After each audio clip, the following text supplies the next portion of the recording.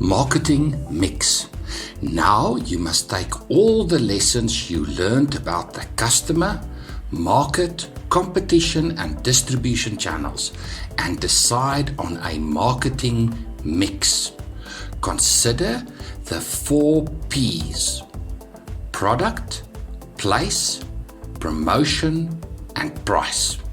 As you develop your marketing mix as part of your greater marketing strategy, you must always keep in mind that all the parts must work together. All the parts must be internally consistent and mutually supportive. Change one P and it affects all the other P's. Let's start by looking at product. Ask yourself 3 questions. First question: how does my product fit in with my other products? Can you find synergies between new and existing products? Let's say you are a solar geyser installer and want to expand your product range. Adding solar panels to your product range makes sense, as you will promote the new products to the same type of customers and address the same customer concerns regarding energy consumption. But adding a new clothing range in no way relate to your current product line or existing marketing efforts. Second question: how will I differentiate my product? What makes your product stand out? Which of these aspects will you use to differentiate your product? The choices you make here will impact the entire marketing strategy. Features, fit, styling, reliability, packaging, sizes, service, brand naming. Your choice of how to differentiate your product is also part and parcel of how prospective customers perceive your product. Remember the example I gave earlier about Suzuki attempting to enter the market for luxury performance vehicles. Third question: how does the product life cycle affect your plans? If your product is in the growth phase of its life cycle, then using product features as a means of differentiation is probably appropriate, whereas brand naming is more important during the maturity phase of the product life cycle. Where in the product life cycle is your product, and which method of differentiation will you choose? The next P to consider is place. This relates to the distribution channel you chose earlier and how your choice impacts the formulation of your marketing strategy. What type of distribution channel will you choose? Exclusive. Sell only in one outlet or specific brand outlets in a particular market. Let's say you manufacture high quality designer luxury range of travel bags and accessories. You might choose to collaborate with a particular luxury vehicle manufacturer and sell your product through their branded outlets exclusively. Selective. Sell only through a few outlets in every market. Staying with the same example of luxury travel bags and accessories, you might choose to distribute your product in collaboration with a select number of luxury vehicle manufacturers. Mass market. Sell through any and all outlets that will stock your product. This last strategy is probably not for a luxury brand.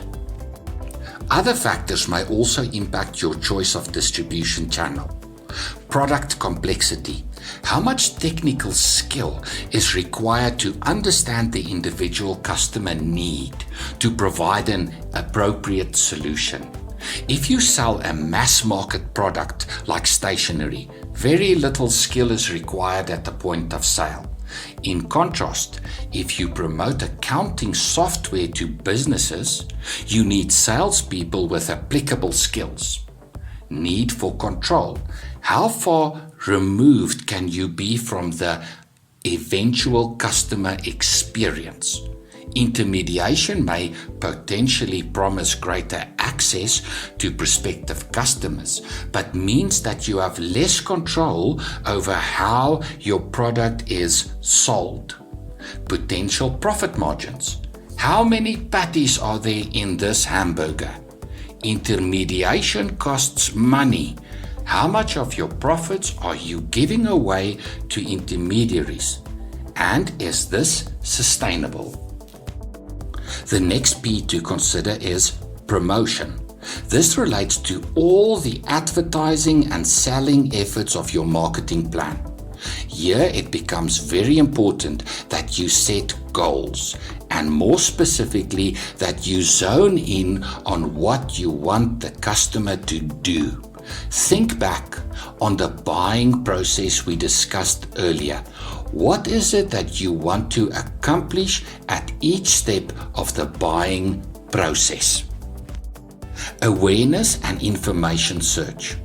Create awareness of your product and inform the customer about its benefits. With some types of products and personal services, this might take on the form of educating the prospective customer with a view of either prompting a need and/or offering a desirable solution. Evaluate alternatives and make a trial purchase. Here you want the client to take a risk and buy your product to give it a try. Can you make this a low or no risk alternative to the competitor products? How about offering 100% money back guarantee or something similar? Evaluate the purchase. Reinforce the brand. Let customers know they made a great decision to buy your product.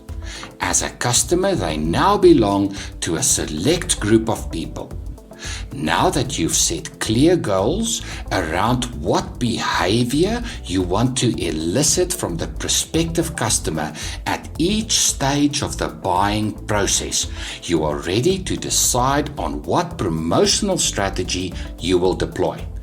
A pull strategy aims at attracting prospects. A good example is Pension a Day at the local hardware store where older folks get a discount. Pull people into the store. A push strategy, in contrast, is often employed where you have intermediaries in the distribution channel. Sales incentives to inspire and motivate sales representatives to sell. Let us now consider 5 mediums of promotional effort: advertising, personal selling, sales promotions, publicity, and direct selling. This is where entrepreneurs often miss the mark. None of these mediums are in themselves a marketing strategy. The successful business owner uses one or more of these mediums to get the right message out in the right way to the right customer at the right time. How you use these mediums must be informed by what you have learned in the previous steps of developing your marketing strategy. Advertising can take on the form of placing ads in relevant publications. For a long time, I remember Engineering News, a publication my late father read diligently. This publication was aimed at very specific audience of engineers. Do you have a similar publication in your field? You can advertise on television or radio, but this is often very expensive and consequently out of reach for many smaller businesses.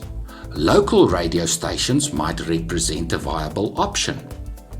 Personal selling is both a medium of promotion and a distribution channel.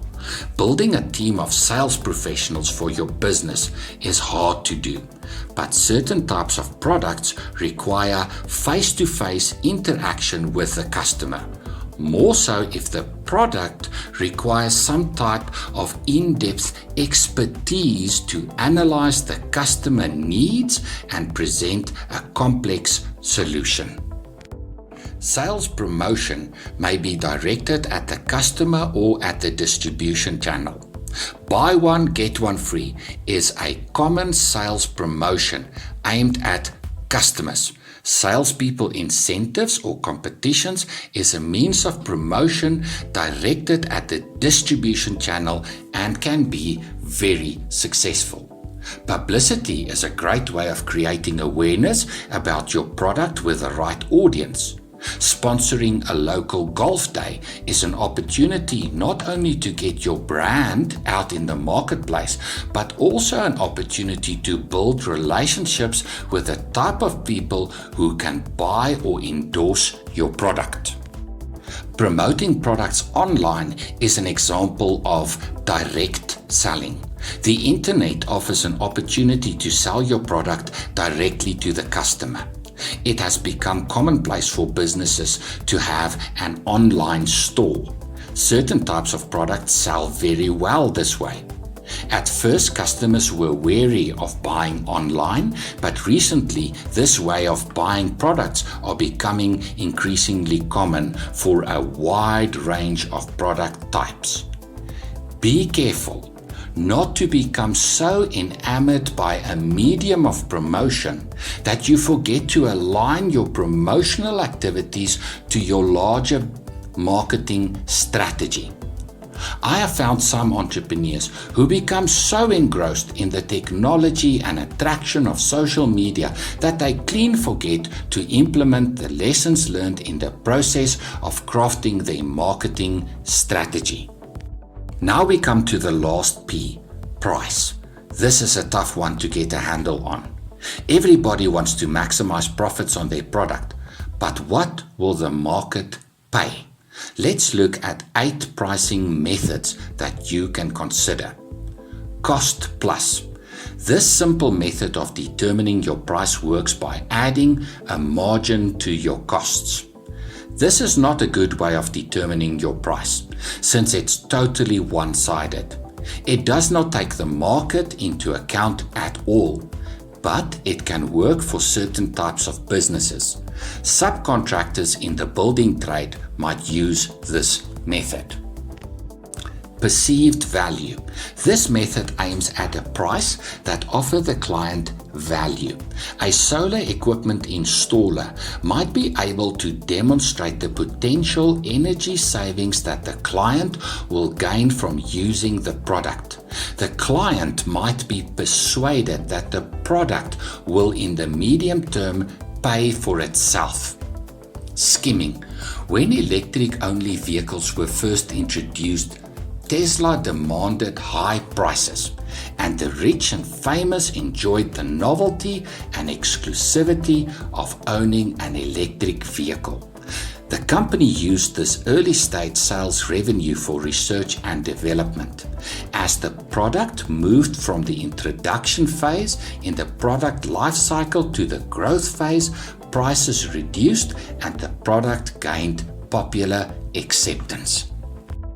Penetration. This pricing strategy aims at rapidly gaining market share by offering the product at low prices, even at prices that result in low or no profits for the producer. Price-quality relationship. Fashion items are often priced in this way. A branded handbag offers no more utility than a non-branded product, but the producer demands a higher price, and the customer pay this higher price because the higher price in itself suggests higher quality.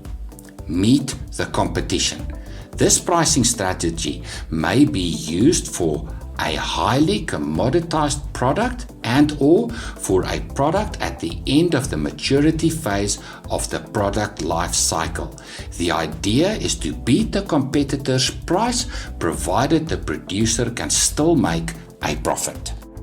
Market viability. Price the product specifically for a particular market or market segment. Can the product be profitably promoted to this market segment? Price and demand elasticity. Price the product in terms of how willing customers are to accept price increases. The average annual contribution increase for medical aid plans in South Africa is significantly higher than consumer inflation. Yet the number of medical aid memberships remain largely stable. Why? Customers prioritize medical aid membership in a country where public sector healthcare is perceived to be poor. Demand is therefore elastic. Where demand is inelastic, higher prices are soon followed by a significant decline in demand. Next, we will look at the economics of your marketing plan.